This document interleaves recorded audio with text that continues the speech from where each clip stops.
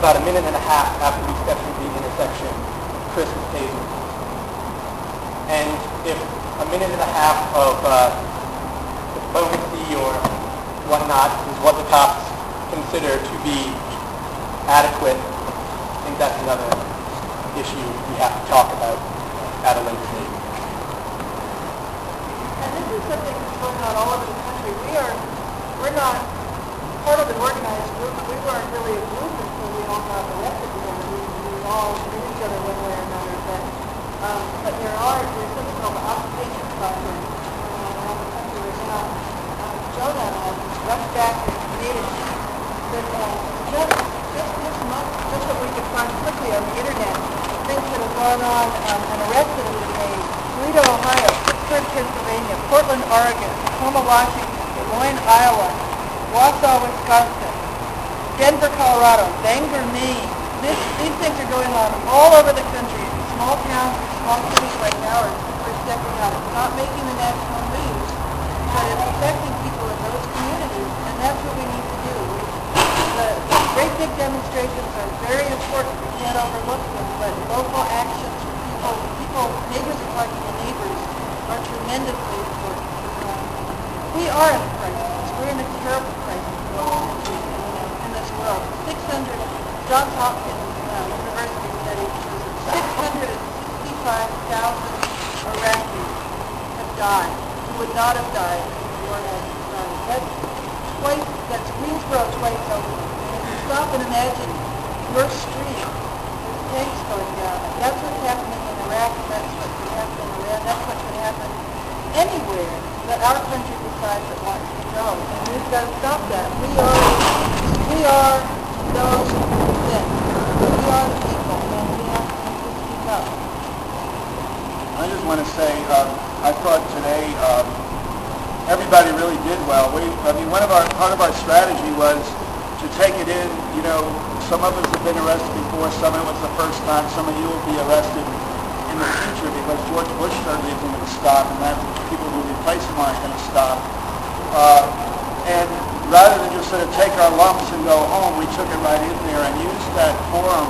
And we had lawyers helping us, by the way, and we need more lawyers to step forward to turn it not solely their turf, and we used what we could. And I thought at the end, I think everyone did well, but especially Adam and Nago, at the end in the summation, Nago read to the judge, he said, what kind of punishment do you deserve? And she said, we don't owe the state anything. And I thought that was a very lofty statement. And then Adam, I think, summed up about what the Constitution supposedly says and why he was out there. And then he also said that this was one of the reasons the Vietnam War came to an end, because people did speak up finally. And I just want to quote the call for World Can't Wait. It says, that which you do not resist, you will be forced to or learn to accept if you don't step out today. And I think we're on a trajectory towards fascism in this country. I think there's all the earmarks of it out there.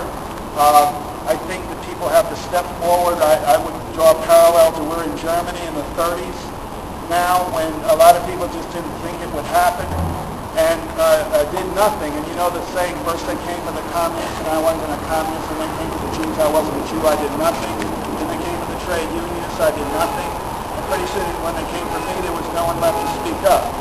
And I think that's sort of the spirit and the overview that we've got to have. In this war, they're out to reshape the world in their image. They, meaning Bush and company, and whoever replaces them too. And I think right now, I'm about driving out George Bush. Some people also know me as a revolutionary. I want a whole other world. We don't have to put up with this shit. We can do something else much better. I'm a communist. But where we are today, it's a very important thing for people to step up, take these steps.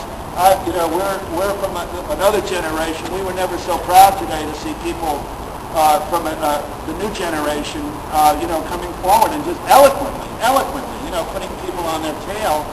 And he couldn't, he gave us latitude. It's because he had to.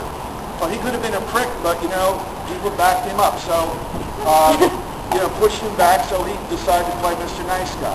I don't know that that'll happen in Superior Court, but I think our view is that we are not going to lay down. We are going to continue to go. This is another battlefront right here.